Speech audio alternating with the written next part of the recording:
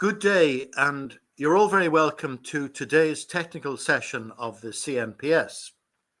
Today is the 6th of December, near the end of the year, 2025. My name is Ian Cowan. As usual, I'll be hosting today's meeting. Now, today we have a most interesting presentation, I believe. It's by Akinbo Ojo from Nigeria, and I'm able to say good afternoon to him because he's just 1 hour ahead of my own time zone, GMT. Most of you are on the other side of the Atlantic. It's morning time. Now,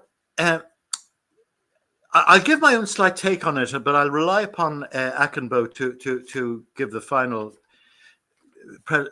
description and to correct anything that I say that might not be quite correct. In August of this year, Akinbo, after some considerable work, because he said himself he had to cross a lot of T's and dot a lot of I's and so on, and eventually he produced a paper through ResearchGate called "Interpreting Maxwell's Final Wave Equation Through Elastic Continuum Mechanics." Now, that got my eyes, and I had a look at it, and I was actually quite impressed. So, because I'm always personally interested in analogies, looking at electromagnetic phenomena or electrodynamic phenomena, and seeing are there any analogies with, ordinary kinematics or with elastic continuum mechanics or with, compression and rarefaction of sound waves and so on. So I took the liberty of contacting Akinbo. I had been in touch with him actually before, some years ago, about some interesting questions. I think one of them might have been on, the bending of light rays around a massive object, like a star or something.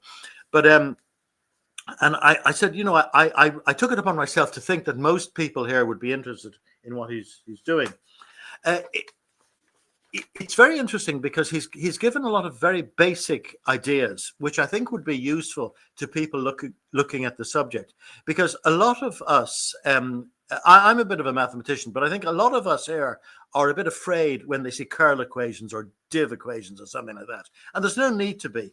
And Akinbo has, in his paper, during the process of producing this paper, he's given a very precise description, which I think will be very helpful. So that's why we say that he's talking today on Maxwell's final wave equation in A, which is the magnetic vector potential, and his accompanying remark that Maxwell. So it's what we call a presentation for both specialist and a non-specialist audience. Okay. Now, and by the way, the paper is obviously available on ResearchGate, and we can give you the links to that if you want to read yourselves after the talk. Now, as usual, just a little housekeeping. It's nothing different from normal. We have people participating through Facebook and YouTube. I'll just see are there any of them in yet. There's nothing in there yet, but I see quite a number of people in the green room, which is great because we normally have a panoply of people coming in through the social media and maybe only 1 or 2 in the green room, and they come in maybe 20 minutes late. But already we have 1, 2, 3, 4, 5, 6, and so on. So that's great. So what we'll do, well, I must point out that Akinbo has gone to great trouble to record the basic lecture, which is based on his paper, and I think it takes 33 minutes. So we'll I'm going on a bit at length now, but I think we have time. So we'll look at that, and then we'll stop it, and there will be a period for question and answer.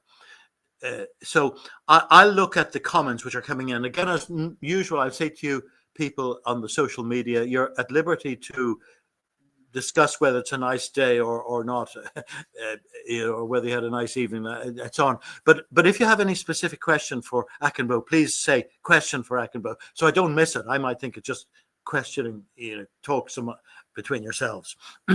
We'll deal with those questions, and then we'll invite people in the green room to come in, and if they wish to have a discussion based on the paper. Now, we might spend another 20 minutes or so doing that, but then there's a bonus because Akinbo has then produced another recording. I don't know how he's done it, it's a wizard, but it takes only about 9 to 10 minutes, but it's another one which I think is well, he'll explain it to you when it comes. But it's basically he's going to disappoint some people and the opposite. You know, sort of give people encouragement. So if some of his ideas will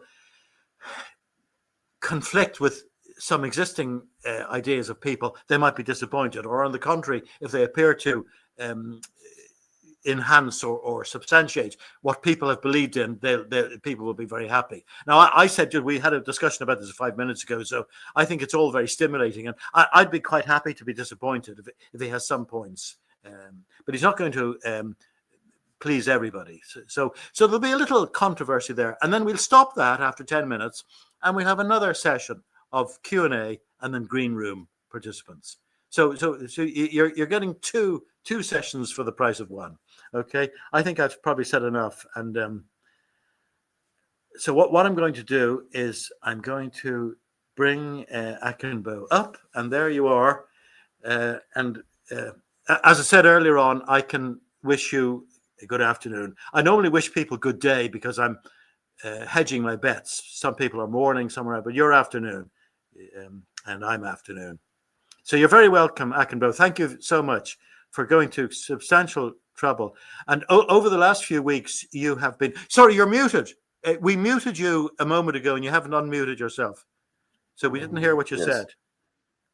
We can hear you now. Thank you, Ian, and welcome to everyone in the studio. I'm honored to make this presentation. So what I'm going to start with a little... With your permission, Akinbo, I'm going to bring myself down. I'm going to give you the floor so you can speak for as long as you want for a few minutes and introduce yourself. Just say how you came to this, what your training is, and and so on and so forth.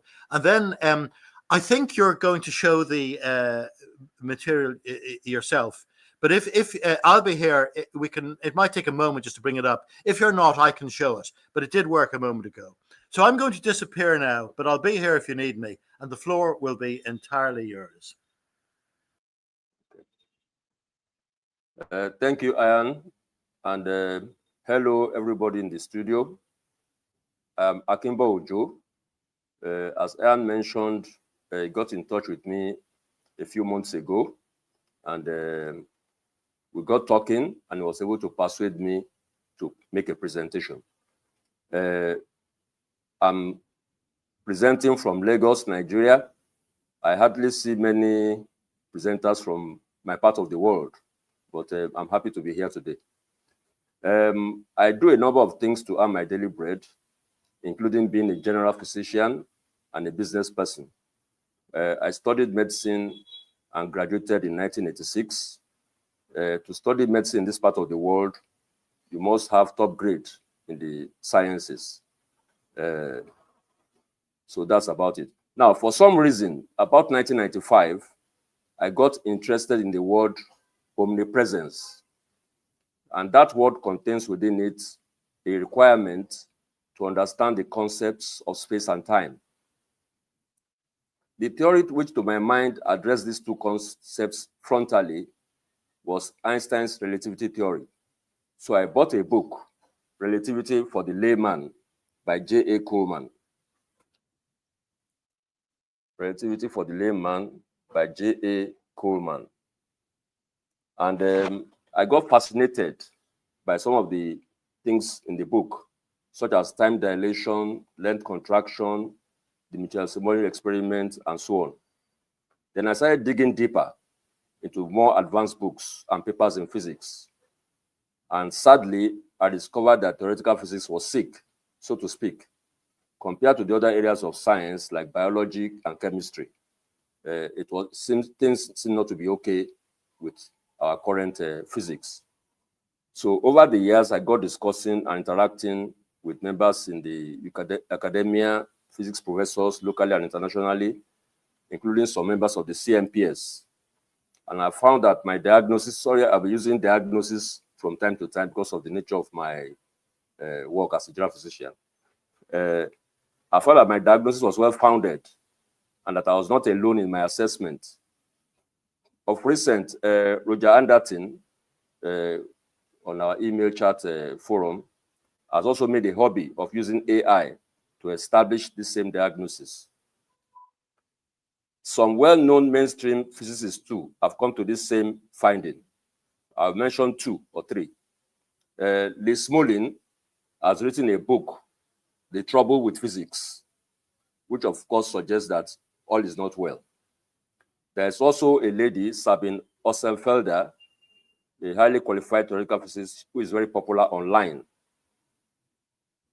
who says, and let me quote her here, "Science is failing. It's failing right in front of our eyes, and no one is doing anything about it." I may not agree with her that no one is doing anything about it, because on the CMPS, we are certainly doing our bit. All in all, with this established diagnosis, the question that should follow is, how can we make physics well again? Or to use modern lingo, how can we make physics great again? I believe restoring the health of physics is a task that belongs to all of us, whether mainstream or non-mainstream.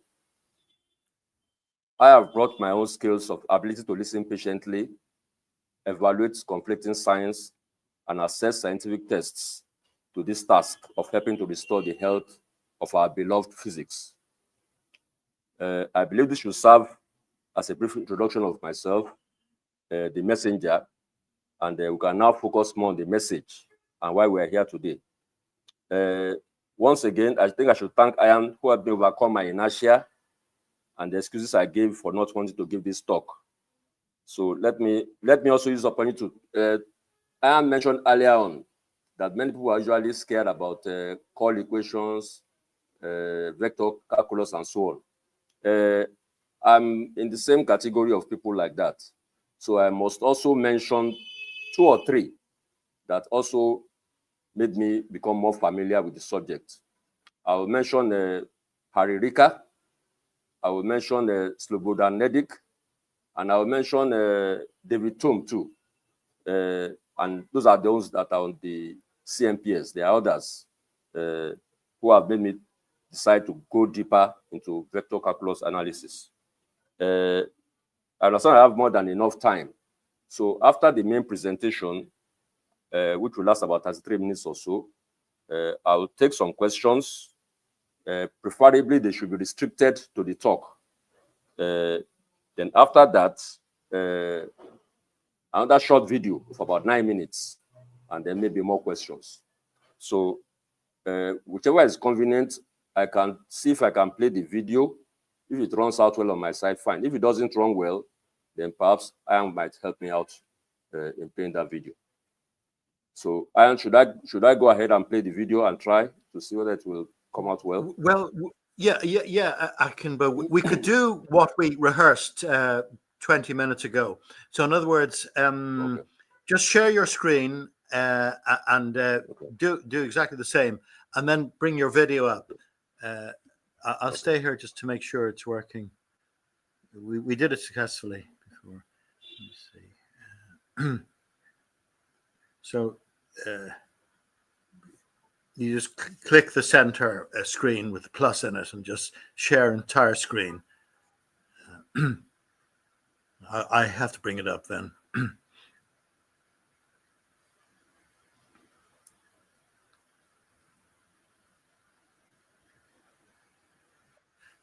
Okay, something's happening. Somebody else came in. Yes, I have it here. So that's your screen, and if you bring the thing up, I'll get rid of. Well, I'll disappear, but I'll get rid of your photograph as well. I'll maximize the screen. And by the way, if people, I should have said this earlier, but if viewers find that it's still a bit small, they can maximize it on their own system. And furthermore, if the volume is a bit lower than the way we're speaking. I'm speaking quite loudly now, and Akinbo is speaking quite loudly, but I think the recording is a bit low. If it's a bit low, just maximize the speaker on your own system, I would ask people, because I think we have it as high as we can. Okay. So if you bring it up there, as we did before, Akinbo, it will probably work. Okay, I brought it on. You can go Have ahead. you? I don't see it. Yes. I still see your. Oh, sorry. Maybe I don't see that. Wait a minute now. Doesn't seem to have updated. So on your computer, you should have the video, the presentation, but you don't have that, do you? I have it here. Let me see. Okay. Now you're getting So somewhere just a now. moment. Yes. Okay. Perfect. And I'm going to. I'll get rid of myself now, and I'll maximize the screen in a moment once it's started. Okay. Hello, everyone. All of you have been invited to make this presentation to the John Chappell Natural Philosophy Society, the CMPS. I am Akinbo, presenting from Lagos, Nigeria. I have been researching a number of topics in theoretical physics for over 2 decades, and I have a few articles published on ARXIV, the African Review of Physics, and online at ResearchGate. The topic of my talk today is Maxwell's final wave equation in A and its accompanying remark. I've endeavored to make this as easy to follow by experts and non-experts alike, and can only hope I have succeeded in doing so.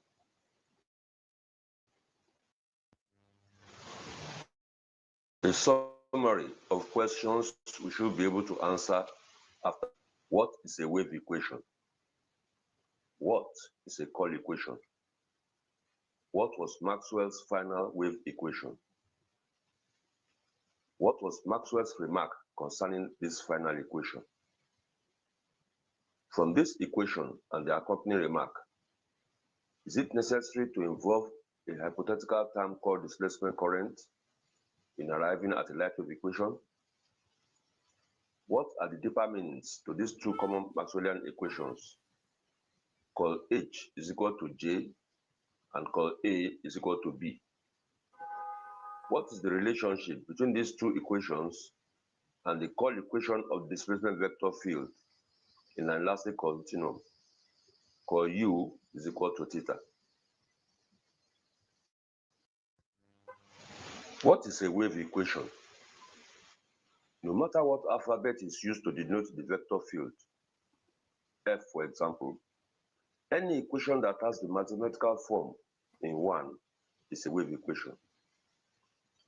In the case where F is a displacement vector field, it can consist of both transverse and longitudinal components. With a focus on later discussion in this presentation, any equation that has the form given in 2 is a transverse wave equation. Any equation that has a form given in 3 is a longitudinal wave equation.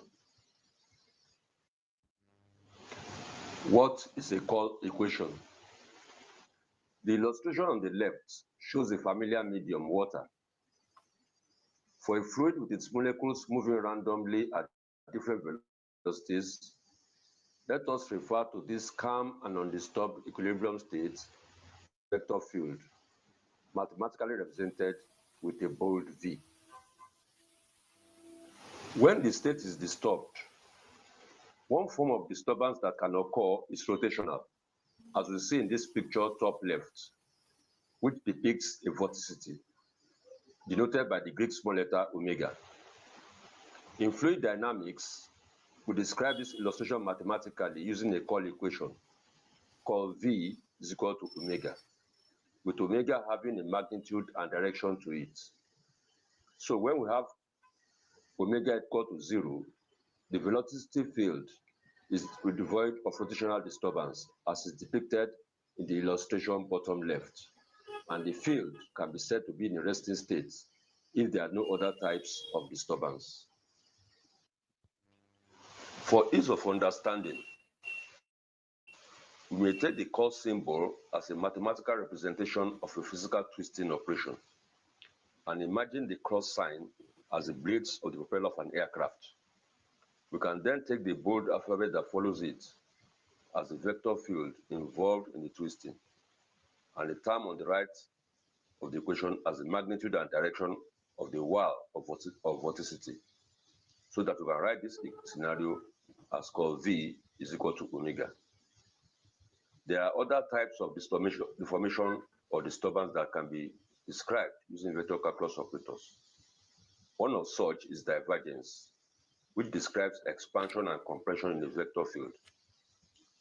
It is for this that we employ the divergence operator, so that we can write, for example, the divergence of F, the divergence of V, and so on. We will discuss less of that here for brevity. What we have discussed so far applies to fluids. The counterpart of the curl equation in the elastic solid theory is given by curl U is equal to theta. U being the displacement vector field, and theta representing the local rotational deformation or infinitesimal angular motion of particles or points in an elastic solid medium or continuum. Our focus in this presentation is on the elastic solid continuum case, and we'll be making repeated references to this equation. So please have a very good look at it. Vector calculus operators have been invaluable in the mathematical understanding of wave propagation. In vector analysis, the curl operator is used to mathematically express a type of disturbance in an elastic medium continuum where it represents a shear strain.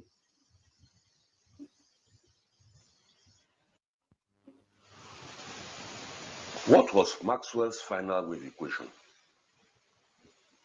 James Clerk Maxwell, 1831 to 1879, gave us his final wave equation using the Alt-Schwarzbach character style to represent vector field A.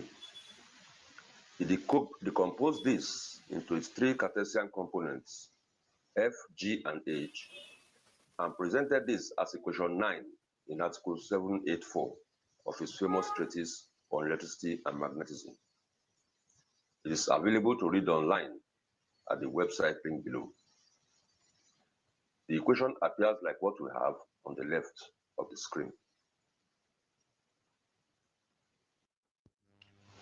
In modern vector calculus notation, this equation is written as shown on the screen, where the C represents the wave speed and A is the vector field, often referred to as the magnetic vector potential. If you want to remember that easily, in magnetic properties if there is no disturbance. What was Maxwell's accompanying remark concerning his equation? Maxwell then makes this very profound remark, which you can see underneath the equation in the earlier slide 8.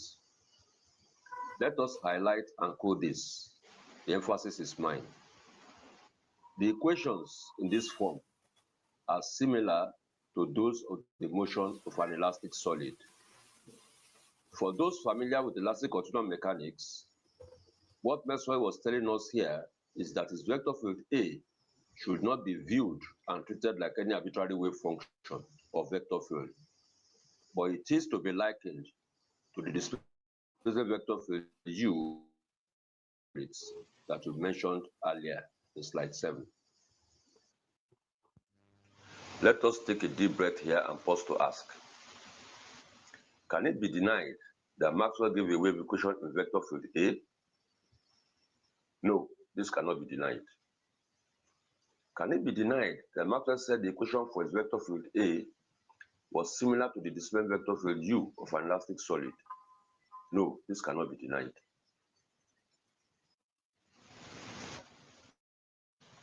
What then does it mean for A to be treated similarly as U? Based on previous work done before and during Maxwell's time, hence his reference to Poisson and Stokes while making his above quoted remark, the math and physics of U was already well established. Apologies to those not too familiar with the math and physics.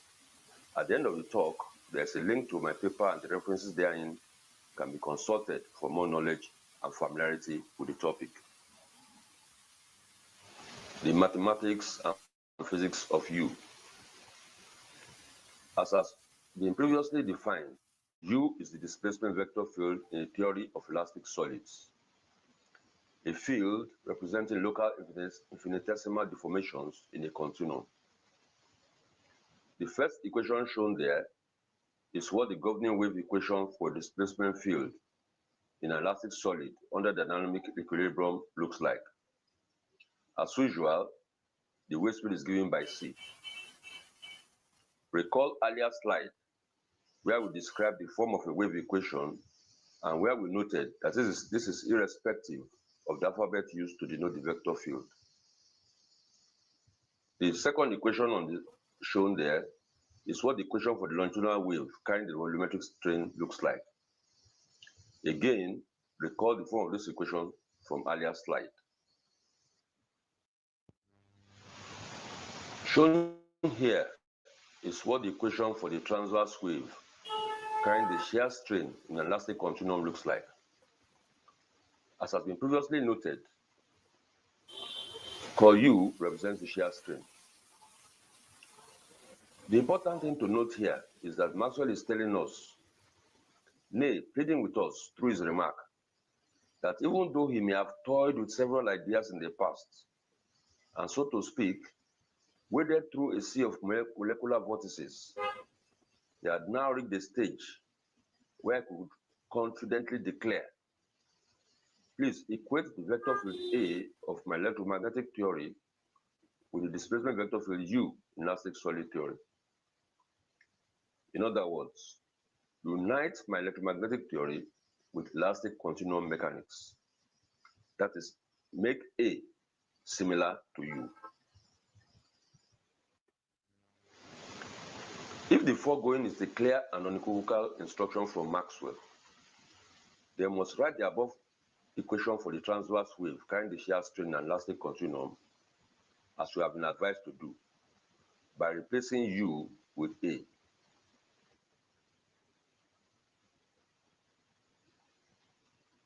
Since Maxwell says they are similar, this then takes the form shown. In Maxwell's scheme, the divergence of A is equal to 0 and the curl of A is equal to B, where B is a magnetic field. So from the above equation, we can write a wave equation for B. This is the form in which the light wave equation is commonly written and how it will be found in scientific literature and textbooks. What does this wave equation in B mean? It means that the resulting equation is for a magnetic disturbance, since B represents a magnetic field. It means that the resulting wave equation is for a transverse wave, since B is the curl of A. And if we are to treat A similarly to U, then curl A is similar to curl U, representing a shear strain.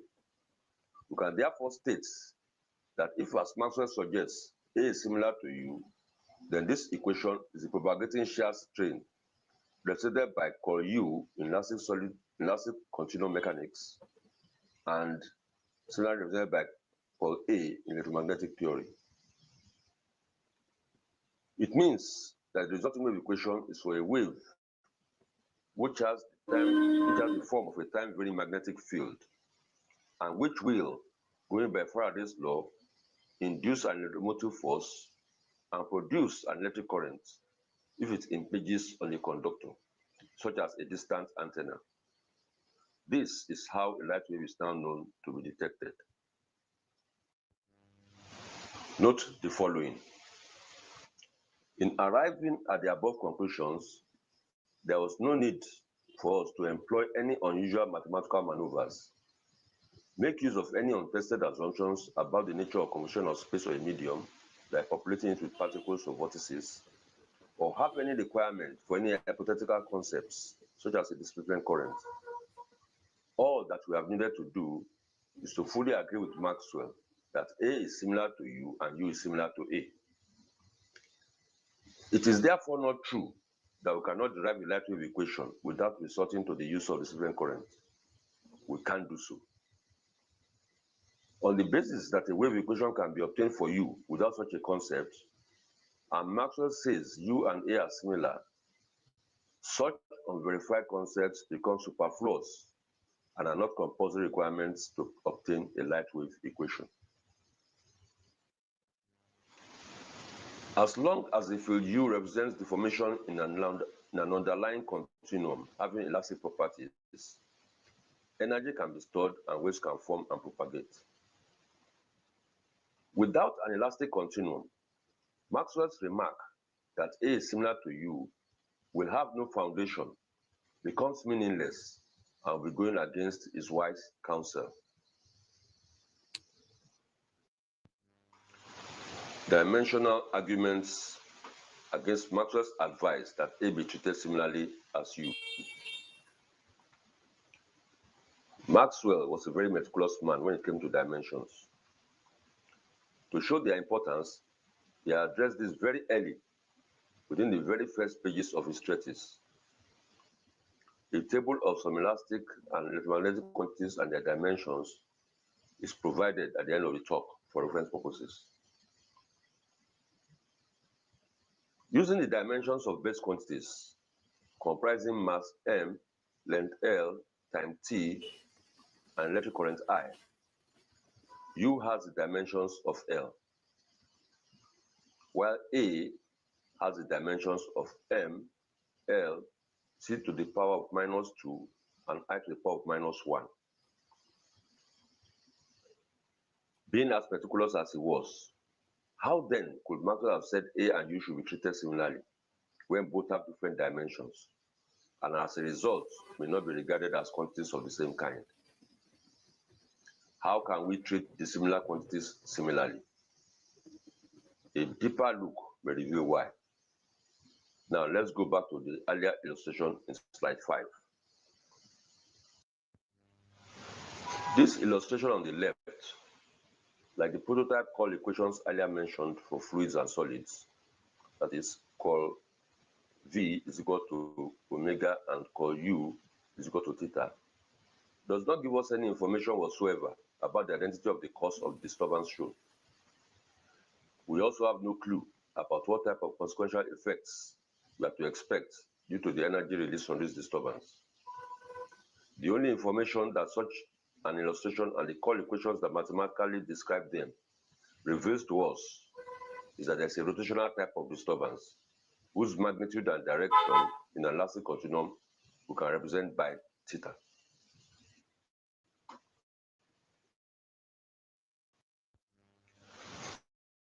This is what call equations are designed to do. They are merely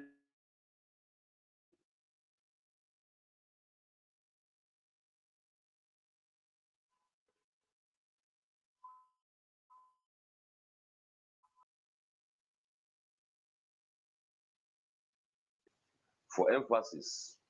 It is invalid to say that theta on the right-hand side of the equation called U is equal to theta induces or causes a call in U on the left-hand side. Just as it's incorrect to say that omega induces a call in V in the equation called V is equal to omega. No causation is disclosed. Rather, what is correct and valid is that omega is a statement of and describes the call in U. Therefore, theta on the right-hand side of the equation cannot exist independently of the call in U on the left-hand side. And vice versa, a call in U does not exist without theta, since theta defines the call in U. Theta and call U are thus simultaneous in time, and there's no causal relationship between them in the equation called U is equal to theta. Having clarified and emphasized the foregoing, in physical contexts, it is often the case that some stress or torque is involved in inducing the rotational displacement of the elastic continuum. Moreover, such deformation may on its own give rise to observable phenomena due to the storage or transmission of energy. We should remember that Maxwell often compared the electromagnetic field to the behavior of an elastic medium, treating stresses and strains in analogy with mechanical continua. Indeed, a word search can be carried out to find out how many times Maxwell used those words, stress and strain, in his treatise.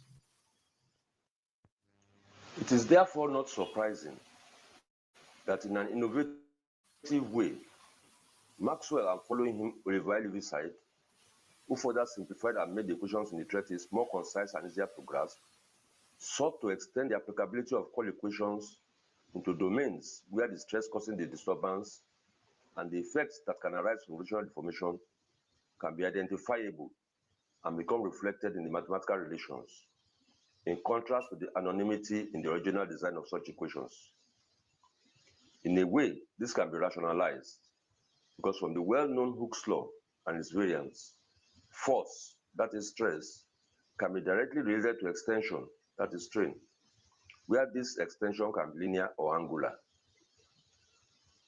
That is, the magnitude of the cause of deformation is proportional to the deformation itself. Once we know the magnitude of deformation and the elastic resistance, we can draw inferences concerning the magnitude of stress involved. As a consequence of this proportionality, if it is desired to innovatively reflect the cause of deformation, e.g. force, in an equation where ordinarily causation has no place to be reflected, then by virtue of the proportional relationship between force and extension, the information about such force can be used to replace the information about extension in the equation, thereby introducing a causal relationship between both sides of an equation where none previously existed. However, in making use of this innovation, which can be quantitatively justified on the basis of direct proportionality between force and the magnitude and direction of extension, it should be noted that their dimensions are different. While force has dimensions of m, l, t to the power of minus 2, extension has dimensions of l. Therefore, substituting a quantity with dimensions of l, that is extension, by another quantity with dimensions of m, l, t to the power of minus 2, which is force, inevitably introduces circumstances into the equation that will require dimensional analysis to resolve. Given the dimensions of the Cole operator as l to the power of minus 1, while u has dimensions of l, the Cole of the displacement vector field theta is therefore a dimensionless quantity, as is shown on the screen. In electromagnetic theory, the force or torque causing the rotational deformation around the wire is experimentally observed to be the electric current density, usually denoted with a bold J. If we therefore substitute theta in the Cole equation called U is equal to theta with the cause of deformation, we get called U is equal to J. The dimensions of J are L to the power of minus 2 I. So we'll be effectively substituting the dimensionless quantity theta with the dimensionful quantity J. To re-establish dimensional correctness to our Cole equation, the original displacement vector field U with dimensions of L must therefore become scaled appropriately by multiplying it with the dimensions of J as shown below.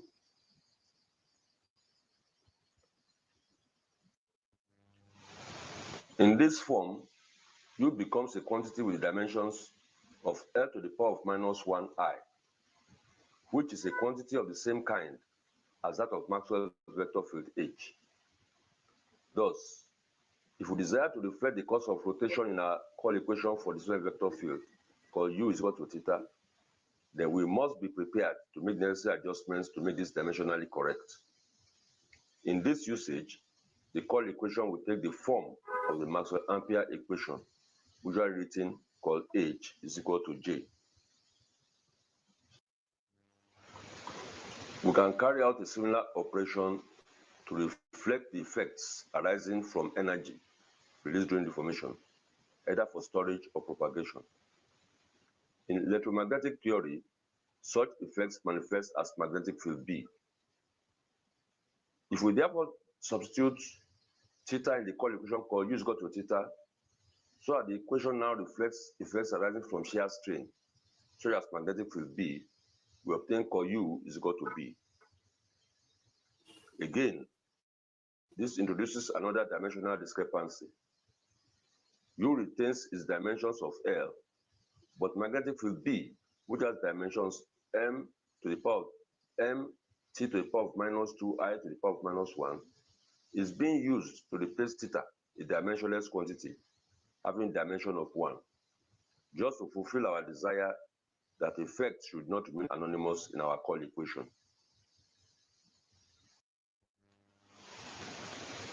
To restore dimensional consistency to our Cole equation, U has to be adjusted correspondingly and come to have the new dimensions as follows.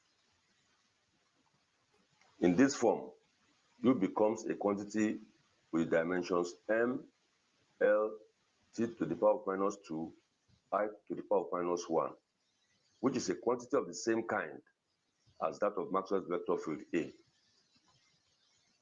Therefore, if we desire to write our Cole equation, called U is equal to theta, in a way that makes it reveal effects arising from Cole deformation, then we write it as called U is equal to B.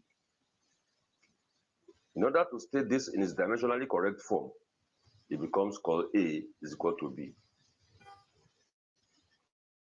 This is the equation for called U is equal to theta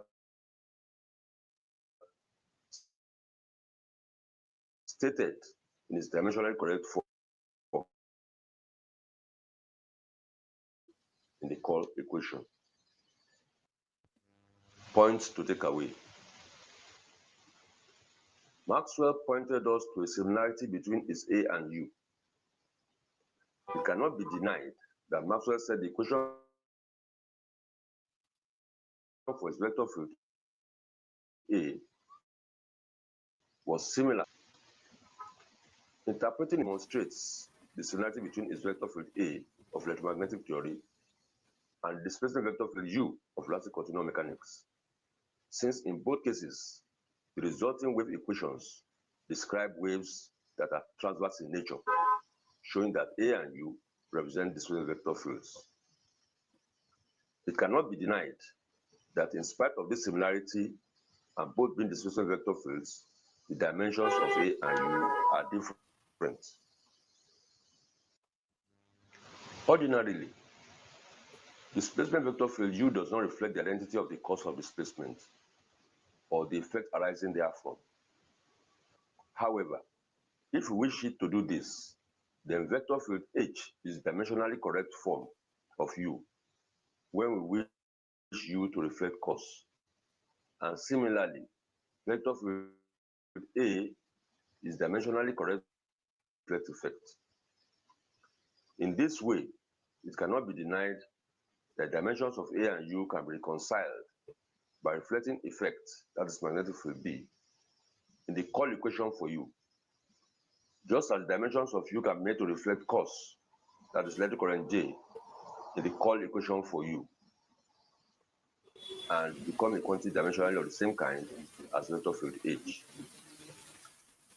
This interpretation therefore illuminates the meanings of the familiar Maxwellian relations, called H is equal to J and called A is equal to B, showing them to be the dimensional consequences of reflecting cause and effect in Cole equations, which equations are ordinarily not designed to be reflective of such aspects of deformation.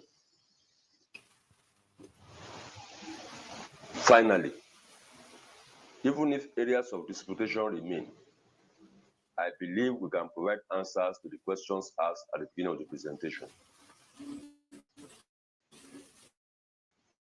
We know what the wave equation is.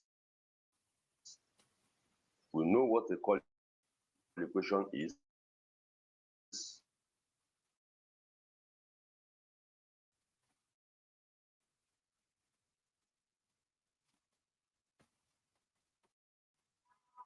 final equation.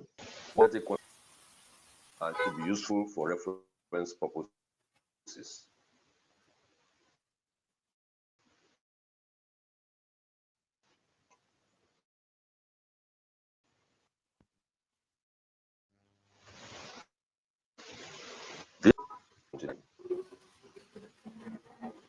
He already has enough equations to his name. On the left is the image of a plaque on a statue in Edinburgh containing some of them. We propose to add the equation on the left to the many that are already in this great man's name. Well, I am hoping the equation below will be added to mine. It's a wave equation in col H. And there's a reason why I like this equation. We can see that the equation shown is dead and lifeless if col H is equal to 0. But if we can find a way to change that so that col H becomes non-zero, the equation comes alive. We now know from the works of Ampere, Maxwell, Hertz, Marconi, and others that we can indeed ignite this equation using electric current J, thereby turning col H from 0 to non-zero. And from this action, generate a transverse wave disturbance traveling at light speed. On this basis, we can identify vector field H as a displaced vector field analogous to U in elastic solid continuum. For further reading, please see my paper on ResearchGate, Interpreting Maxwell's Final Wave Equation through Elastic Continuum Mechanics. The link to the paper is shown on the screen. Again, Maxwell's equation and its remark is highlighted. The equations in this form are similar to those of the motion of an elastic solid. And when the initial conditions are given, the solution can be expressed in a form given by Poisson and applied by Stokes to the theory of diffraction. What do we call the physical entity underlying displaced vector field, which is U in elastic solid mechanics, A or H in electromagnetic theory, and the metric perturbation in Einstein's general relativity theory? Space-time, plenum, a sea, lattice, medium, quantum foam, field, void, ether, so many names, absolute space. Everyone appears to have a pet name for the underlying continuum, and they seem to guard this jealously, sometimes too jealously, such that hearing a name other than their preferred choice evokes prejudice and antagonism. What is in a name? A rose by any other name would smell as sweet.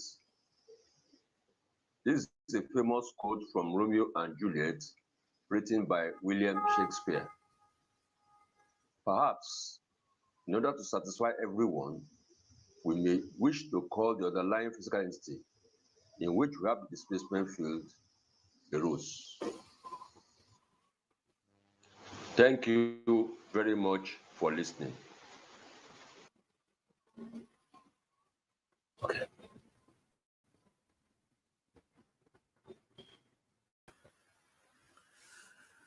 Well, thank you very much, Akinbo, for that. I really think that will be very helpful to many Hello, people. Ian. Yeah, can you hear me? Yes. Yeah, I just feel that Yes, I can hear you. So do we take some questions now, or we'll run the second video before taking questions? What do you think? We'll do that. Yes, I think we should do that. But I just wanted to say at the outset that I might be repeating myself a bit, but after the presentation, I think a lot of people will find that very helpful, because a lot of us, I know, I see this from the discussions, the emails and so on, that people are having conceptual ideas about waves and ether and transverse waves and all that sort of thing.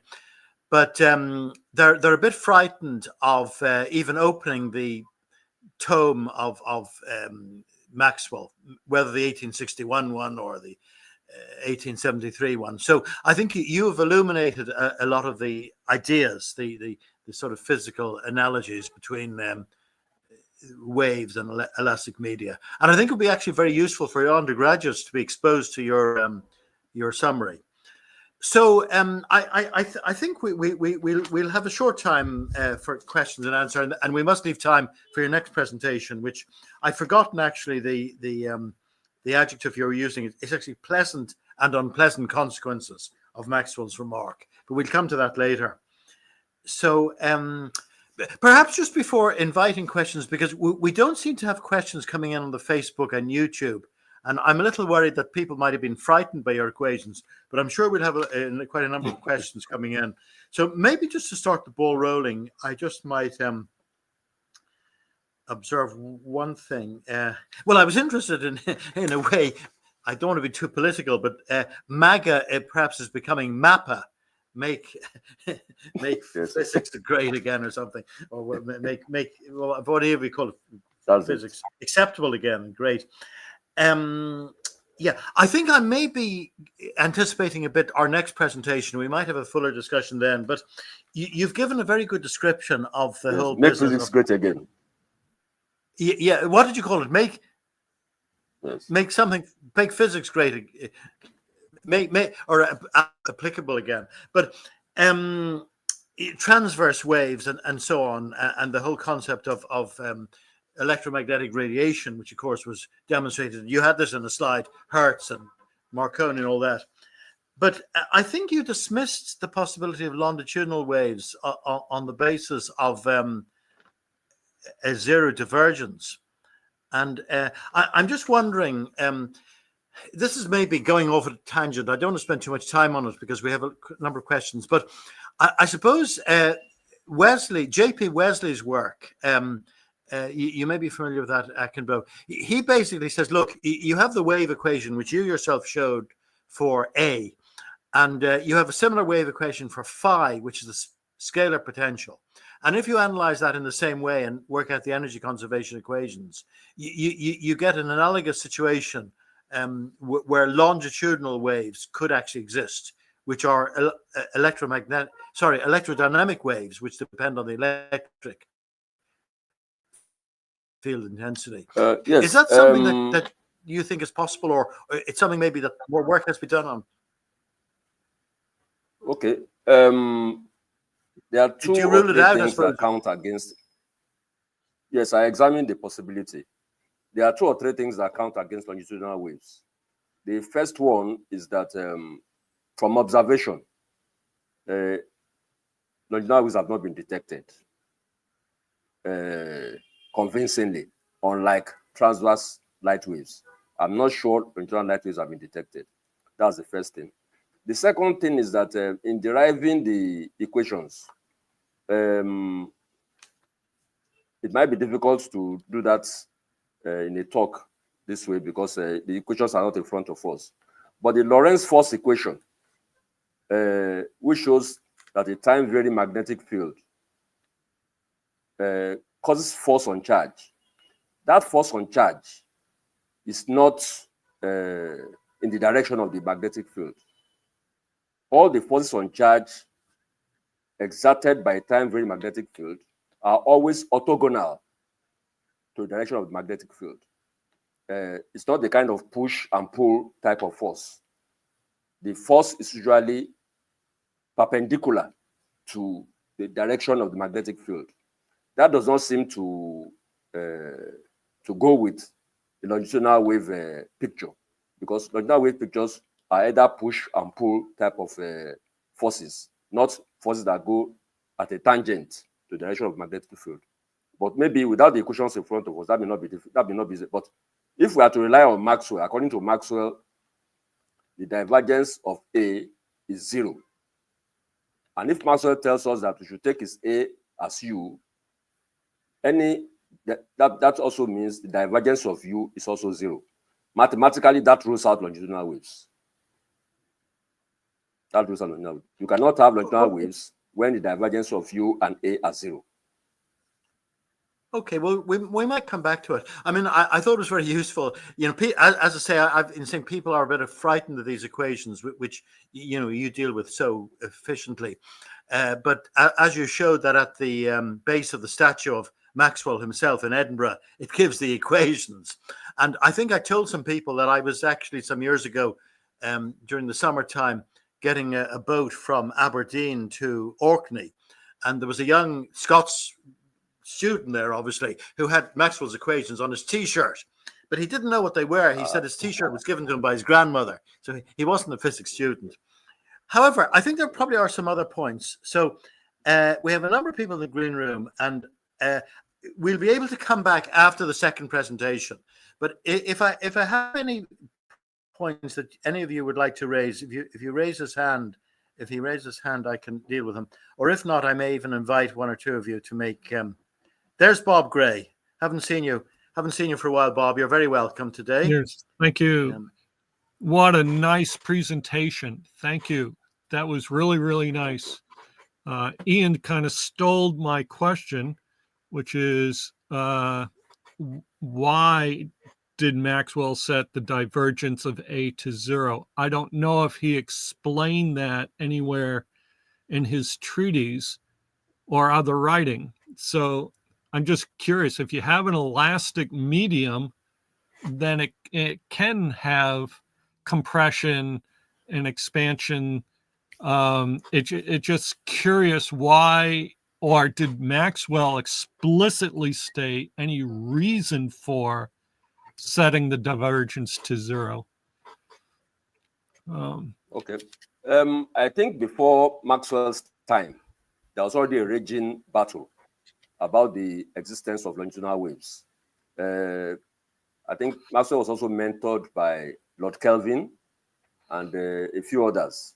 And from their own work, they had given up any hope on the existence of longitudinal waves, Lord Kelvin in particular. But if we come back to, if we leave that aside, the time-varying magnetic field from Faraday's experiment that causes an electromotive force. That force, we should ask ourselves, why is that force not in the same direction as the time-varying magnetic field? It's always perpendicular to the field.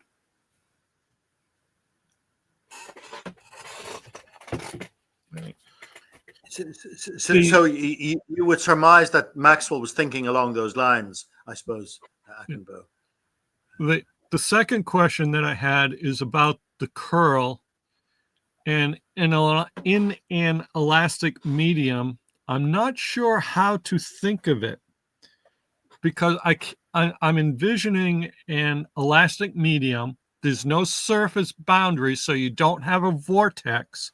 So I'm in this all-pervasive elastic medium, and I'm going to have a curl. So is it rotating continuously around, or is it just a little bit of a shift and then it has to come back? So it oscillates just a little bit, because I don't see it as a vortex continually going around, because that requires a surface and two different media, the water and the air. So I'm not sure how to really think of or picture a curl in a continuous elastic medium. Yeah, thank you, Bob. We seem to have lost momentarily, I hope, Akinbo. He just disappeared. I thought he's just entered again. So let me see why he went for a moment.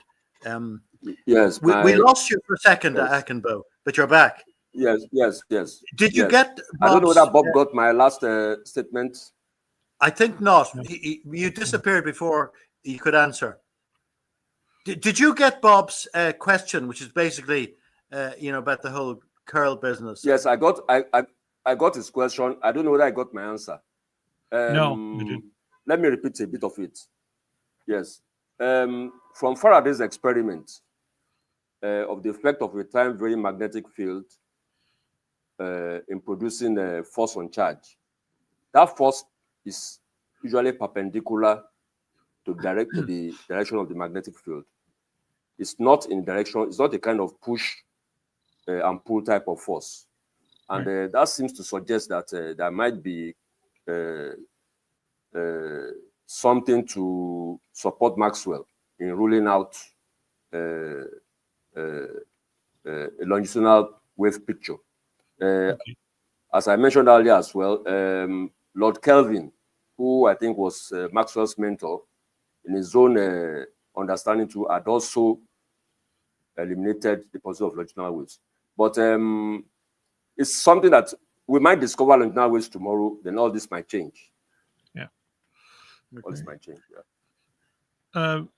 I wanted to mention... I don't know if it's worth just mentioning. I mean, it's a trivial thing, perhaps, Bob and Akinbo, but just in the English-speaking world, we use the term curl. But I noticed that maybe, particularly in continental Europe, they tend to use the word rotation. So just in case people are confused about the terminology. But anyway, do you want to have another point, Bob? Just a book that I wanted to bring to your attention. It's by David Zaretsky, which is Unification of Physics by the ether elasticity theory. I found that very interesting. That's a good book. Sommerfeld's book on electrodynamics also has an analogy between elastic media. So it's been looked at. I don't know that it's been looked at directly from Maxwell, as you've quoted. But there are other researchers and books on the elastic ether theories. Anyway, very good presentation. Thank you very much. I won't take up thank you very much, time. Bob, for your comments. By the way, I'll bring you down now, if I may, but there will be an opportunity because I'd like to get on to the second presentation soon. Now, where's, I didn't mean to get rid of, don't tell me Akinbo is gone again. He's gone again, just let me come back. Oh no, there he is, sorry. I must have got you down. Yeah, but I'm back now. You're back. I'm Excellent, back now. excellent. Yeah. Okay. I was going to say one more thing. Ian. Yeah. Oh, okay. Can you hear me? Yeah, sure. I can hear you. Can you hear me? You don't seem to be responding. I'm a little worried that my sound might be diminishing again. Anyway, okay. You're all right. Okay. Yes, I can hear you. Can you hear me? Yes, There's no delay in the line or anything, is there? Because I was hoping we weren't talking over each other. That's what happened 2 weeks ago with the speaker. So you're hearing me pretty promptly, are you? I think there's a delay. Anyway. Yes, okay, I am. There's some, okay, there's it some breaks questions. a little bit, but I can hear you. I think there's a delay, which is a bit unfortunate. Okay, what about the electric?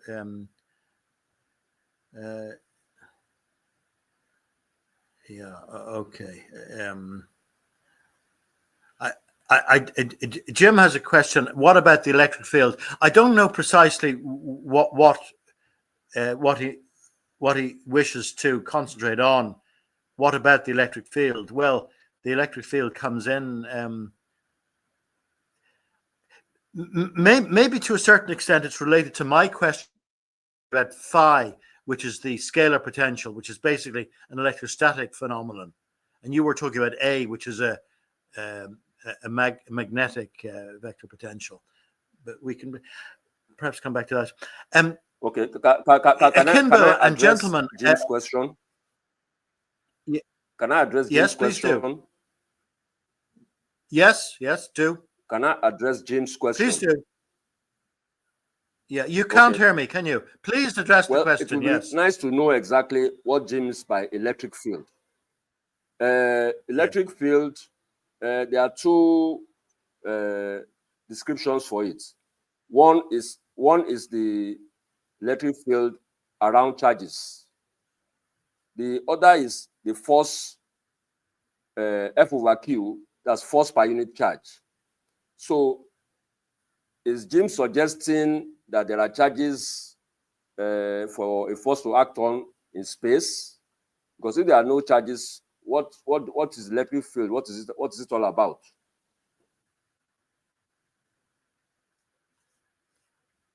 Right. Charge is fundamental. That's one. The second, Maxwell did not give us any equation in electric field.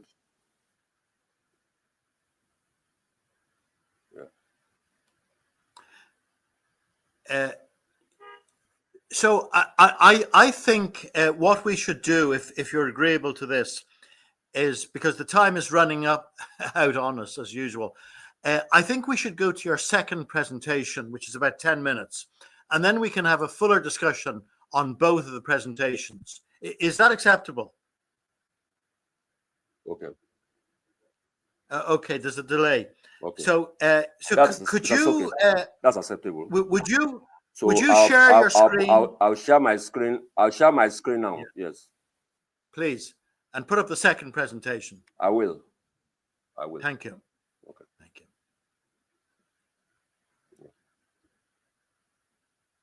So share screen,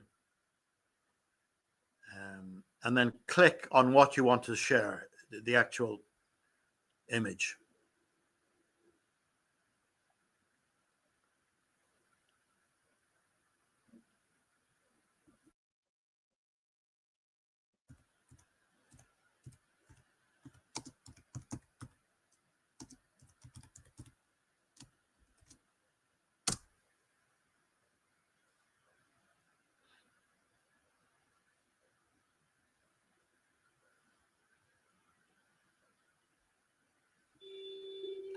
Okay, let's see.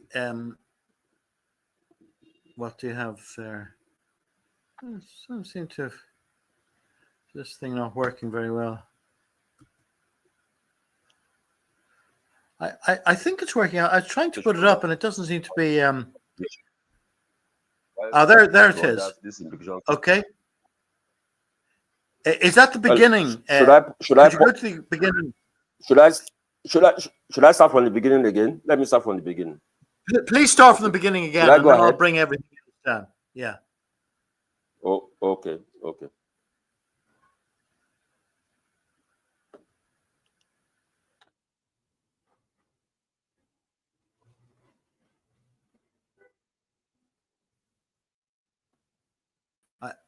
I don't actually see it here now. It's gone. So you may have to go through the process again of sharing your screen. I don't see it here. Okay. Okay.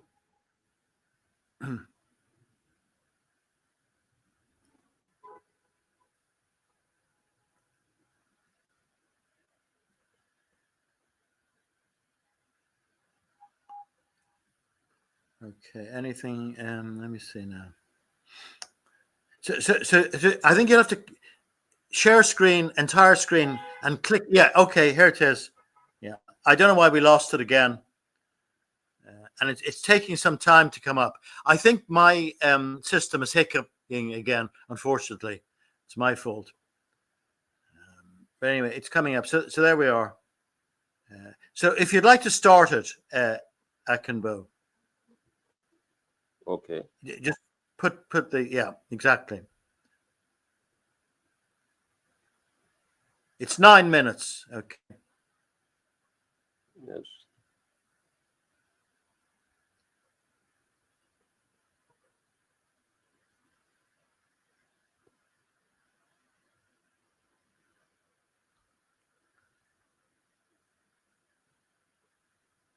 So just click on the file, obviously,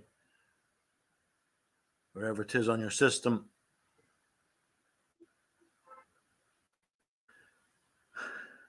Okay.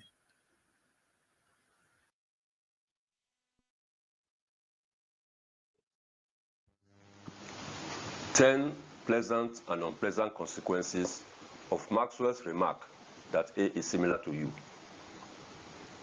I have deliberately left this section to the end as a desert to the main menu.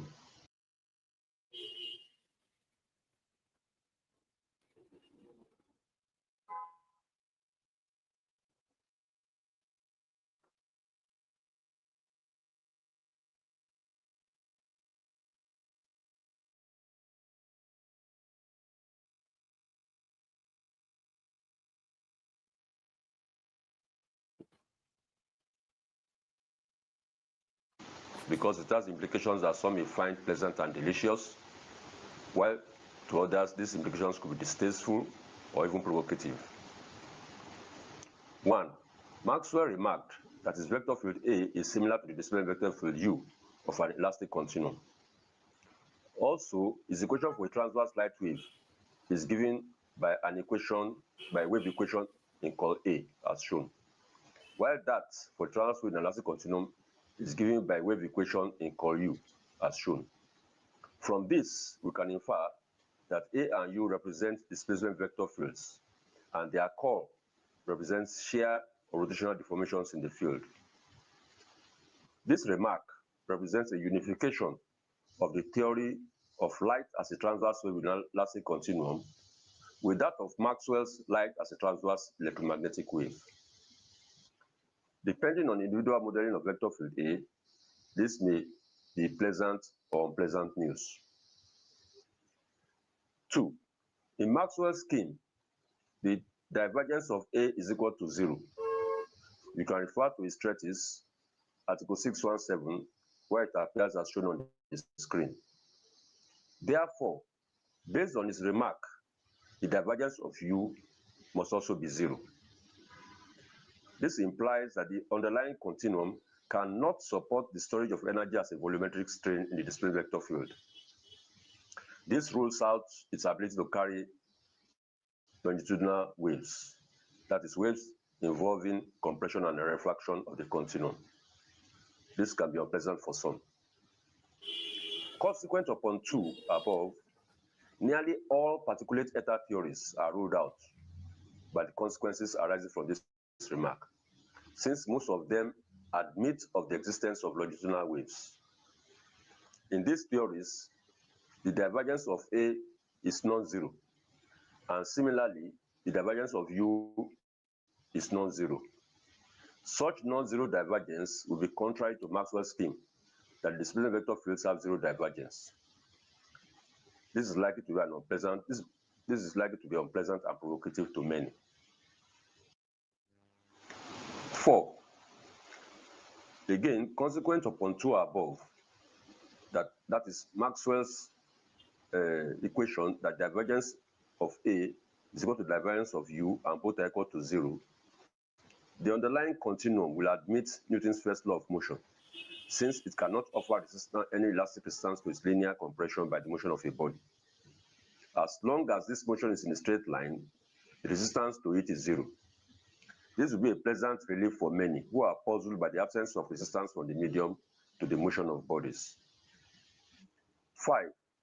In Maxwell's scheme, the call of A will not be equal to the call of U, and both will be non-zero. See his treatise, Article 619, where it is written in the form shown on the screen. In modern notation, this is B is equal to call A. This implies that the underlying continuum can store energy as a shear strain if made to undergo torsion or nonlinear stress. This therefore admits of its ability to carry transverse waves. This should be a pleasant relief for many. 6. Consequent upon 5 above, the underlying continuum can pose some degree of resistance to the motion of a body if this motion is in a curved or tortuous path. Hence, circular motion will not be a state of rest and will require to be maintained by means of some force or a combination of forces, such as gravitational or electrostatic. This is unpleasant for a few.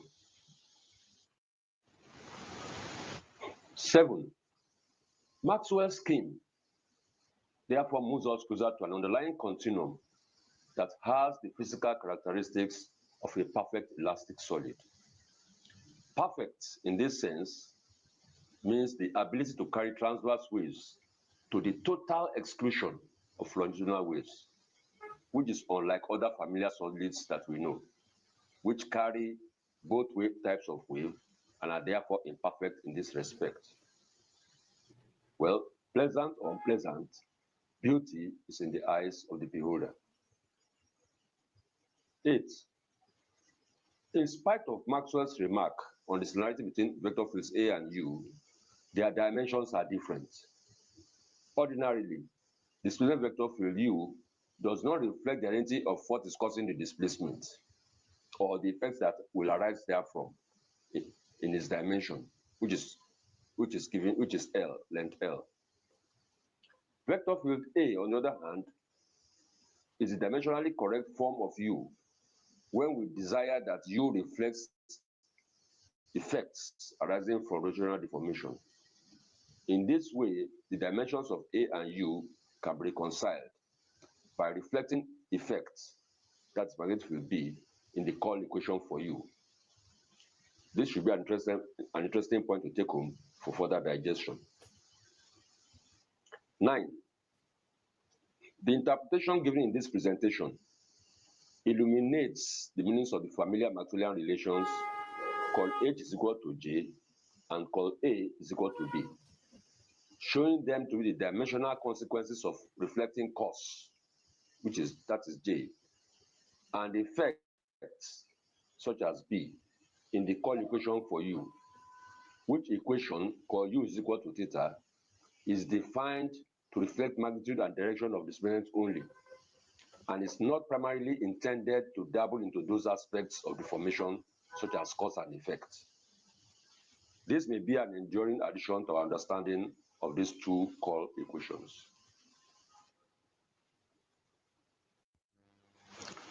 10.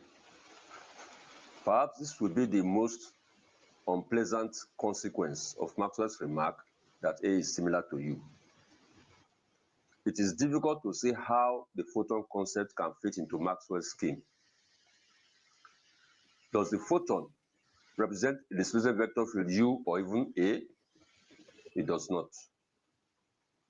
How can a photon manifest the observed transverse wave nature of light? Can photon relate to the equation called A is equal to B? It cannot. How can a photon, a hypothetical particle of very tiny or even zero size, have a wavelength which for radio waves can even be several meters long? This is difficult to swallow. Going by the special relativity theory postulates, time does not flow for objects that move at velocity v equal to c, that is light speed. This is because from the formula for duration, which is shown on the screen, the duration or period of presence in a photon will be infinite. But for arguments that the correct equation is as shown on the screen, with a gamma being the denominator, this will be an instant, that is zero duration. How then can a photon and its clock have infinite frequency if time is frozen and does not flow for it? How can a photon have a duration of existence between its emission and its absorption if this duration is either infinite or zero? If photon time is non-varying, how can it have a time-varying magnetic field? And if it does not have a time-varying magnetic field, by what means does it induce an electromotive force and produce an electric current when it impinges on an antenna? This is not only difficult to swallow, but impossible to digest. By its theory, a photon is an indivisible particle. How then can it be split in two at a half-silvered mirror, such that it will be simultaneously transmitted and reflected? This is no longer physics, but usually explained as a quantum mystery phenomenon using probabilities. It is clear that Maxwell's remark is a very poisonous pill for the photon concept. Once again, I thank you for your time. Thank you, and God bless.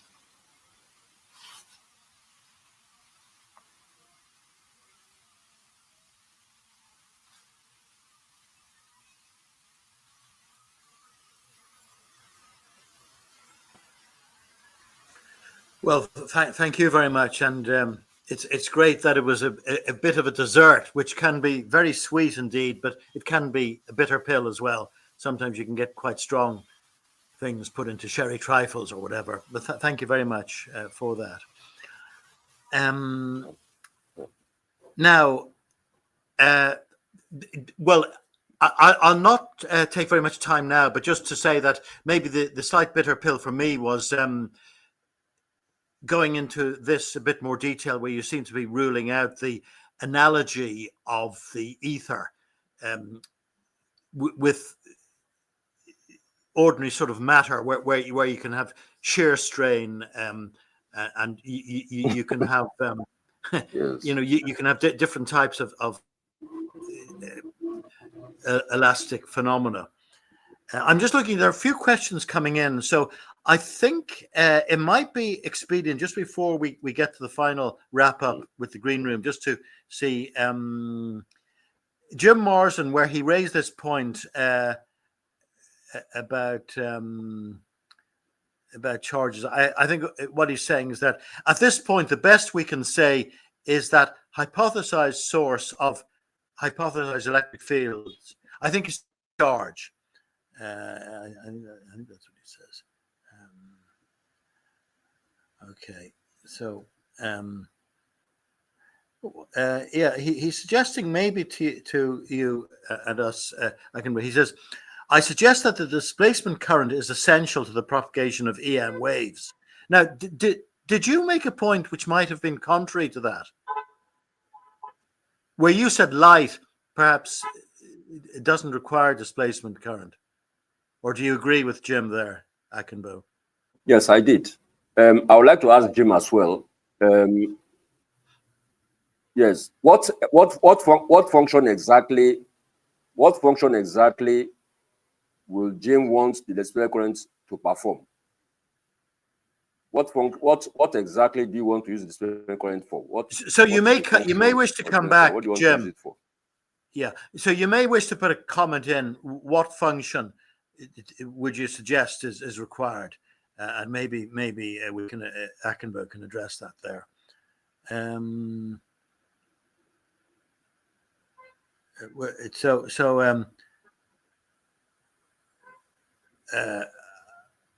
Helen Budneb has said complete Maxwell's equations need both E and H, and Jim has just said yes, they simultaneously generate each other. Well, pending maybe Jim or others coming back on the displacement current, I'll just go to the green room again, because the time.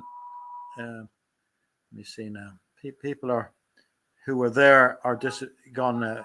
So would anybody else like to come in? There are a number of people who are in, but they've no video. And by the way, Akinbo, I have taken the liberty of posting the link to your paper in the chat. So I hope that's all right. It'll allow people to go and get your paper. And I would strongly recommend that after this, well, actually, that people look at the recording of this, which, as usual, will be available immediately. And if they're so disposed, have a look at Akinbo's paper, which is very thought-provoking and very well written, in my humble estimation. So, I'm going to ask. Let me see. Vladimir's device is not connected. I don't know if he's gone.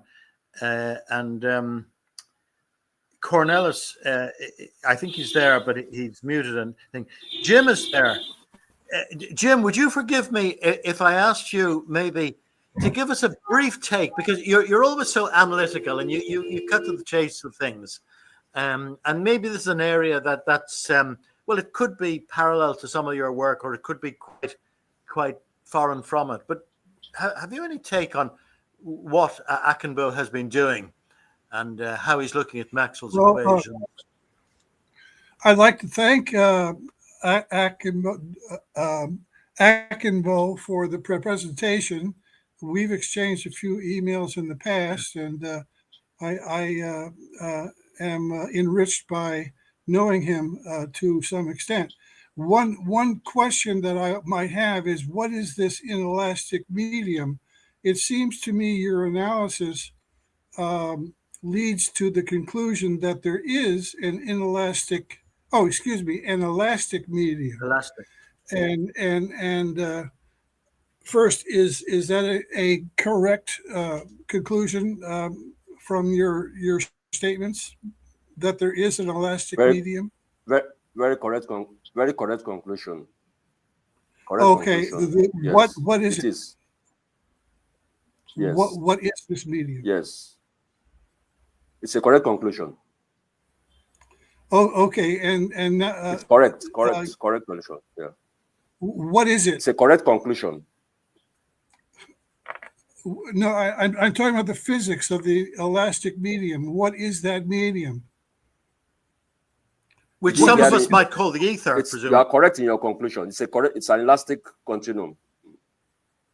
Well, what is that elastic continuum? Yes, the medium has in other words, elastic continuum is just two words. In physics, we want to know what that continuum is, don't we? What is it? What do you want to know about it? Other than it has elasticity, what else do you want to know about it? What is it composed of, for example? Yeah, so I would, if you forgive me, Jim, I would put it this way. Do you ascribe any particular properties to, I think it's the same question as Jim, but any particular properties to this medium, Akinbo? That would be a start, yes. The only property that I can ascribe to it is that it has elasticity and it has an energy density. Did you get me? It has elastic properties and it has energy density. Well, it has electric properties and it has magnetic properties, obviously, such as permittivity and permeability. Is that what you mean? Well, I will just stick to elasticity. It has elastic properties. Elastic properties. But well, let me state my question as a critique to go through this analysis of Maxwell's equations and as implying the existence of and what you're calling an elastic continuum or elastic medium, which is something that we can't define, apparently. That's my critique. You just repeat that it's elastic and that it's a continuum, but you can't define what it is. It depends. Which is okay. Exactly I mean, if you can't. What exactly do you want to know about it? So you may be looking at the effects of this, rather than the causes. That's another thing. Bit Newtonian. Newton says, "I know the effects of gravity, and I can describe it, but the causes are another matter altogether." So would that be a fair thing to say, Akinbo? You're looking at the effects of stresses on the medium, which would give rise to strains. But what it's actually composed of would be another question altogether.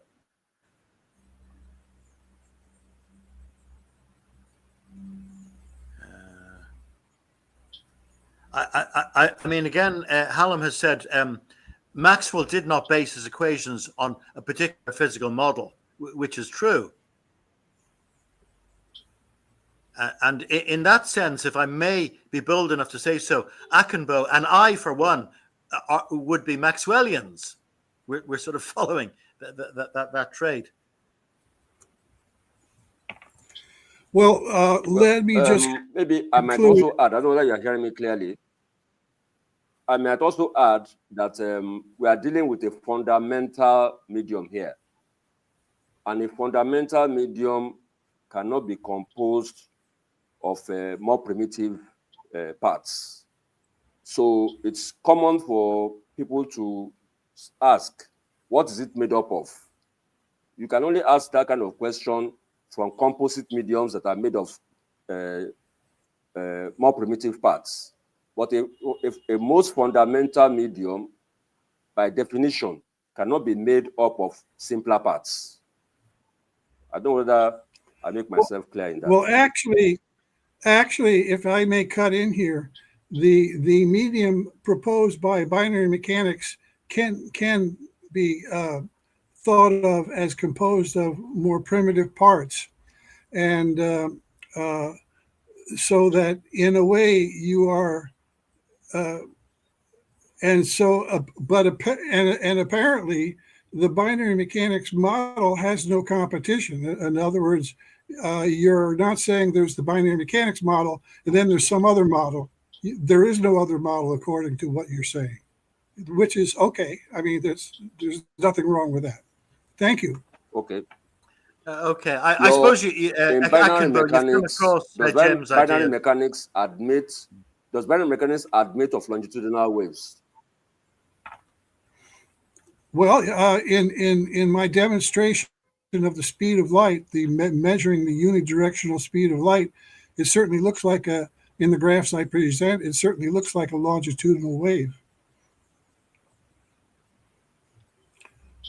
In other words, in the simulator of binary mechanics, there are quanta guns on each side of the simulated volume, and they can shoot quanta into the volume. And so if they shoot a bunch of quanta over a period of time, yes, you have a longitudinal wave. The waveform, has a beginning, a duration, and an end, if that's what you mean by a longitudinal wave. But my question wouldn't have gone that far. I was giving it as an alternative. But would you think that Hallam's statement here is a clear representation of what you were doing? He says he made, that's you, Akinbo, he made an analogy with elastic medium, but the equations are interpretation of experiments. He said he used mechanical analogy to help the imagination. I don't know if that's a fair summary. But I'm only falling back on Maxwell. Are we in agreement that Maxwell said his vector field A should be treated similarly as the same vector field U? Are we in any agreement or disagreement on that? I don't think we have any disagreement on that. So it's not from me, it's from Maxwell. That seems to be a plain fact. Similar, I think, is the right word. I agree to that. Yeah. Okay. It's not similar, identical, but it's similar. Yeah. Okay. So, Jim, can we leave it at that for the moment? If you have any other points, you could come back or put a comment in. Yes, thank you very, very much. Let's hear from some other people. Indeed, and thank you indeed. Okay. So now, anybody else? Cornelis actually has asked something here about whether your ideas are restricted to a linear elastic medium. Cornelis, would you like to put that directly to Akinbo? Well, yeah, that's one of the things I've been looking at is the nonlinear elastic medium and how it can. I'm looking at ways of turning wave patterns into particles in that, and by using a nonlinear elastic medium, I can get those waves to curve. It's been shown that those waves can curve in that and become focused and become particle-like, and that. So I was wondering, in Maxwell's equations, are the equations based strictly on a linear property of the elastic medium? So that if you double the stress, you double the distortion or the speed it moves type thing. Is it a linear characteristic?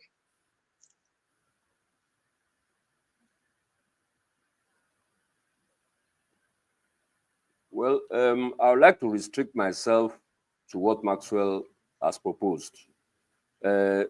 and the properties of the medium Maxwell has proposed are conform to a medium that has shear elasticity, but has no bulk elasticity, zero bulk elasticity. So I don't know whether a medium with zero bulk elasticity and positive shear elasticity conforms to your model of a non-linear medium. Well, Does it? for instance, in a lot, if it's linear, then if you double the stress, you double the strain. So stress and strain are proportional. Well, that's Hooke's nonlinear type law. Yeah, and that's true Yes. in a linear portion of the elastic, but you get to where you stress an elastic medium, and you get to a point where it weakens. The medium will weaken, just like when you strap a rubber band. The bonds between the particles will weaken, and eventually it will break. So that's a nonlinear. You're getting into the nonlinear zone. Otherwise, you get That's to the the point where elastic limit. Yeah. yeah, and the same is true on the totally relaxed end. You can stretch that rubber band quite a ways before you feel a tug in opposition that strengthens. So it strengthens and then it weakens. And so that would be a nonlinear elastic medium. Is that the characteristic, or is he working strictly in the linear region where, like Ian is saying, Hooke's law works? Do you understand which way he's doing that, or you're doing that?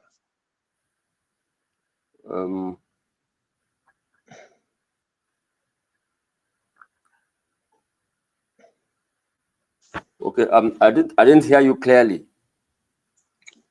I think the essentials of what Cornelis is saying is the analysis limited to a linear system, which would, in mechanical analogy, would be in the region before the elastic limit, where Hooke's law applies, where the stress is proportional to the strain. Both, I think Cornelis is asking, both for Maxwell and for yourself, because you're analyzing it similarly. Is that basically what you're asking? Yes. I mean, that's...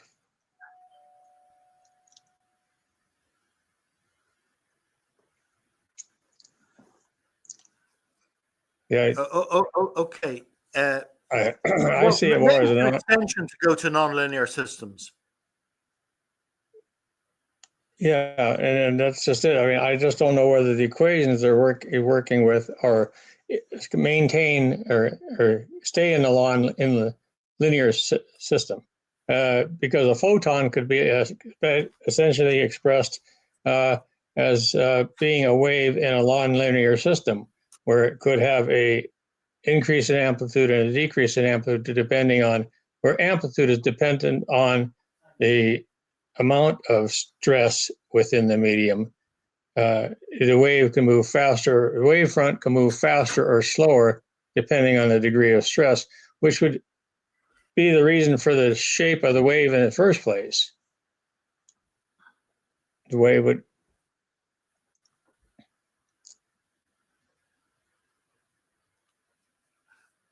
I'm not sure. Akinbo's mic is muted, so I'm not sure if he's responding or not. Oh, is it? Yes, you're muted, Akinbo. You're muted. Your mic is muted. That's why we weren't hearing you.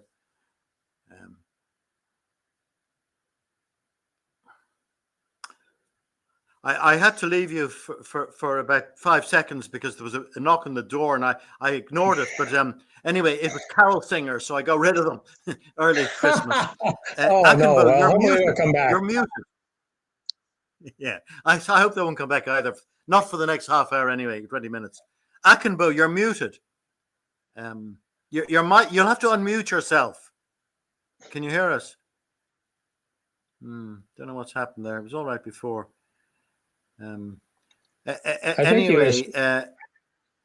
I think he was speaking to, like, he was asked the question of what is the medium composed of, and I think he was very accurate. It's not really anything you can break down because it's it's a field.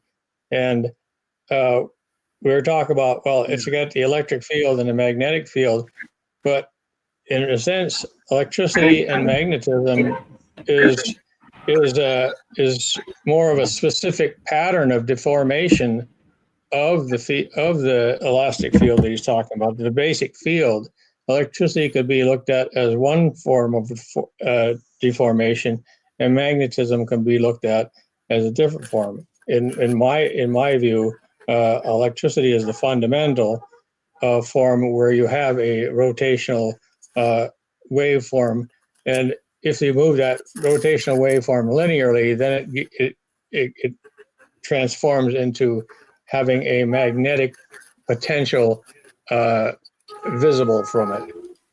It would be much so. It's moving Okay, I see charge, Akinbo. yes. I see Akinbo's mic is back on, so he can maybe. Yeah. Okay. So I think you were mute for some time, Akinbo. So did you hear what Cornelis has been saying? I think there's a delay in the line, unfortunately. But Anne, are you hearing me clearly? I hear We you are now. now. Yes. Anne? Yeah, now you hearing me? Yes. Yes. Okay. Yes. I'm not hearing Cornelis very clearly. Oh, I'm surprised because I can hear you clearly, Cornelis. So I know during seems his. to I know during Akinbo's presentations, his sound was cutting in and out quite frequently for me. Was that the same with for me, everybody it else? cut out. Yeah. Also. So I'm wondering if he's got a weak system where the audio is cutting in and out both ways, perhaps. It could be. I was having some difficulty. I thought it was at my end, but it may not be totally at my end. Yeah, I missed certain sections of the presentation, just went silent completely. Yeah, for me also. Okay. So Well, that's unfortunate. Yeah, that's a difficulty with the systems. And in my case, I know people have been complaining about StreamYard. Give me a second. Let me get another headphone. Give me a second. Let me get a headphone. He's getting headphones. Yeah. Yeah, Okay. I'm just going to mention housekeeping thing that it seems to be sensitive to having an up-to-date system. If you have an old version of Windows or something, or your system doesn't have much memory. So I've been trying. I have this on an old computer. I've been trying to get it put on my new computer, but that means being set up again. So that'll have to be on some stage. So I'm just wondering, is that the problem with Akinbo as well? Yeah, well, I'm not too sure. I mean, his slides were pretty much static, so we couldn't tell if the video was being interrupted or not. But the sound was kind of a telltale issue with that. Yeah, indeed. Okay, we'll see if that's any better with your headphones. But he has mic mute again, though. Now your mic is mute. Your mic is mute, Akinbo. You're muted again.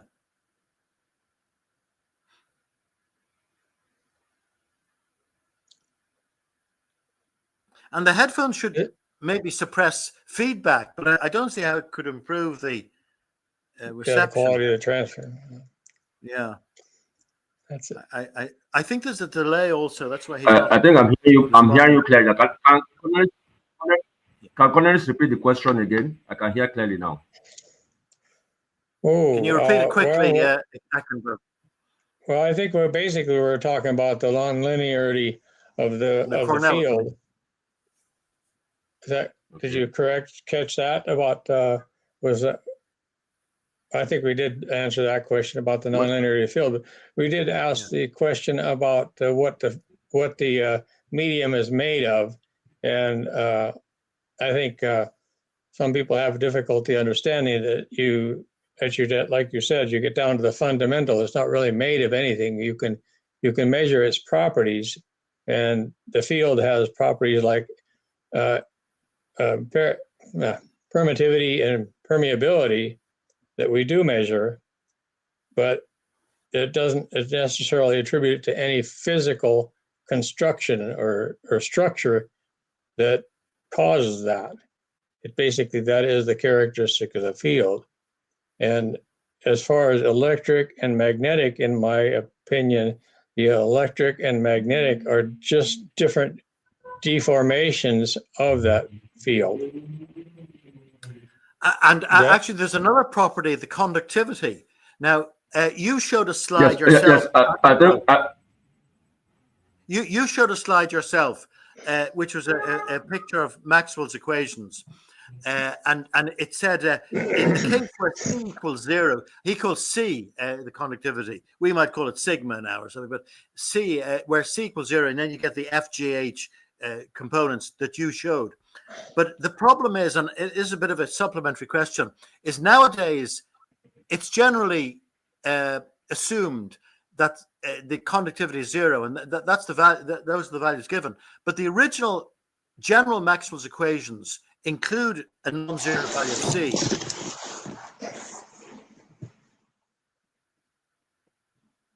So would you conceive of maybe the medium having a non-zero value of conductivity, which would indicate that there would be a dissipation of any... I think I will say the conductivity, I believe, is 0. That is why I don't know what we can found the electric field on. If conductivity is 0, Maxwell himself says the conductivity is 0. So that means it cannot carry electric current. So what electric field are you going to have in that kind of a medium? A medium that has 0 conductivity. So I would like to know what kind of electric field are you expecting? Isn't this where just things like displacement would come in? And in any case,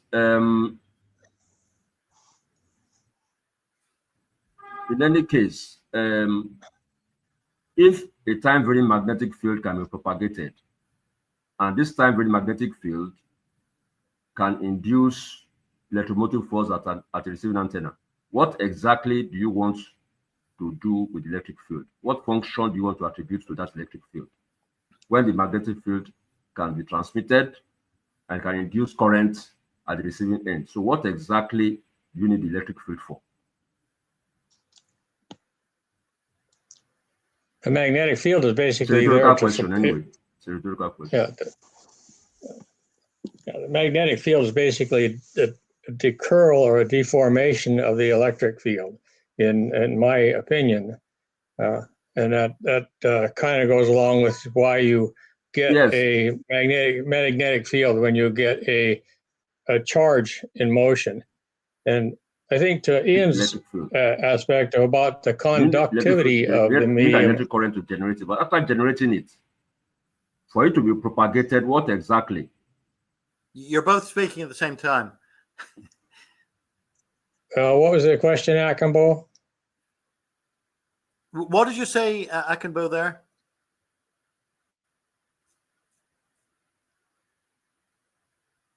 Yeah, I think Cornelis was trying to say the magnetic field requires an electric field. Yes. I think Cornelis was saying that the magnetic field requires an electric field. Yes, for generation.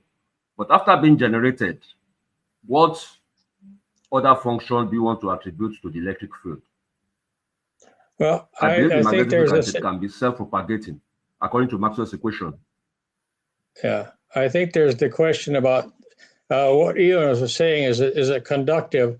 And I believe that the space is conductive because we do have displacement current is what Maxwell introduced also to account for part of its conductivity.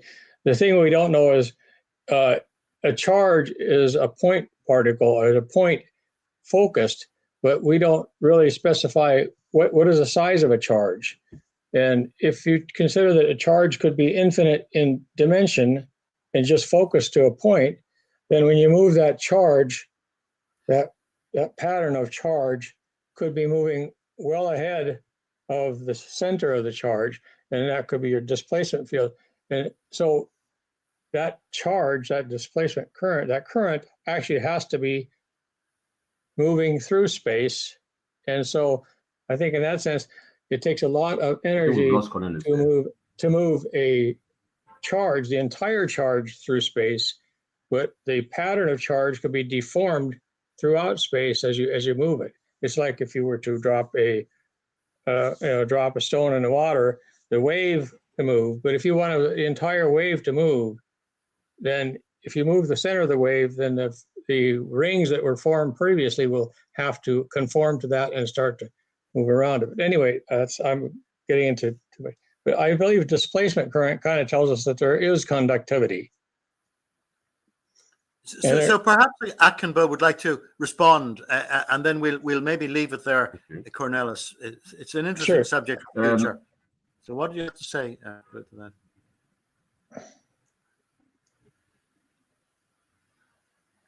Yes, displacement current concept I think it's an ill-defined concept. What exactly is flowing in a displacement current where charges do not exist? In mainstream theory, they talk of displacement current as well, but they don't agree that space is populated by charges. So on what foundation are you going to place this displacement current when you don't accept that charges exist in space? So I think it's a kind of a double talk. In any case, I'm still waiting for you to tell me what function do you want to attribute to this displacement current? If the transverse wave can propagate on its own, does it need the displacement current to help it in propagation? I'm not sure I fully understood the question. But I call displacement current just a portion of the charge moving is displacement current. If you move the entire charge, the center of the charge and it's in its extensive entirety out into the universe, if that center of the charge moves, that's current. If the charge, part of the charge moves through your region, that's the displacement current. Presumably, the current can you have displacement current where displacement current? Not exist? Excuse me, Akinbo? Sorry, what did you say didn't exist? In capacitors, charges are present in capacitors. Yes. Charges are present in capacitors. Do you envisage? So displacement current may be there, but in outer space, where there are no charges, there are no charges in capacitors. Oh yeah, but that's where the there are point. no charges in outer space. In outer space, no, there are charges in capacitors. No, okay. In outer space, there's not, the center of a charge may not exist, but if a charge is infinite in dimension and only focused to a point, then that charge exists everywhere. It decreases in intensity with distance, but it never disappears. Part of that charge is always there. So there are charges in outer space, but it's just not the complete charge. It's the pattern that makes the charge. We are in a way straying from the exact subject today. These charges you talk about, are they positive charges? Are they positive charges? Yeah. But I think maybe these are for another day. I would like to ask Cornelis, these charges that you say are existing in outer space, are they positive or negative charges? The charges you say are existing in outer space, are they yes, there are positive. Yes, positive or negative? Or negative charges? Yes, there are positive and negative charges. I agree with there is a positive and negative charge. I think we'll have to wrap it up, gentlemen. I think we'll really have to wrap it up because I want to give Cornelis a few minutes to. So thanks for, sorry, not Cornelis, Akinbo. Thank you very much. Thank you very much, Cornelis, for the points. I think you've raised a few points which we'll need to come back to. So I'll just bring Cornelis down and then I'll just address the point. Akinbo, what we normally do is I'm going to leave for the moment and I'll give you some minutes to summarize your talk today, maybe add anything that has occurred to you because of the questions and the discussion, and maybe give us a pointer for further analysis in this area. And then after that, I'll come back and officially close the meeting. Is that all right? So I'm going to give you the floor for as long as you Yeah, want, that's maybe fine. a few minutes to say what you wish. Okay. Yes. Thank you once again for having me. The topic is restricted really to Maxwell's remark. The electromagnetic theory is very wide. So this is a narrow aspect of it. And if we are to accept what Maxwell said, that is a vector field A is similar to this vector field U in elastic continuum. Today's presentation is addressed to that. If we agree with Maxwell, what are the implications of that remark? If that remark is correct. From that remark, I think it's easy for us to see that the transverse wave equation in an elastic continuum is similar to the transverse wave equation that we call light. And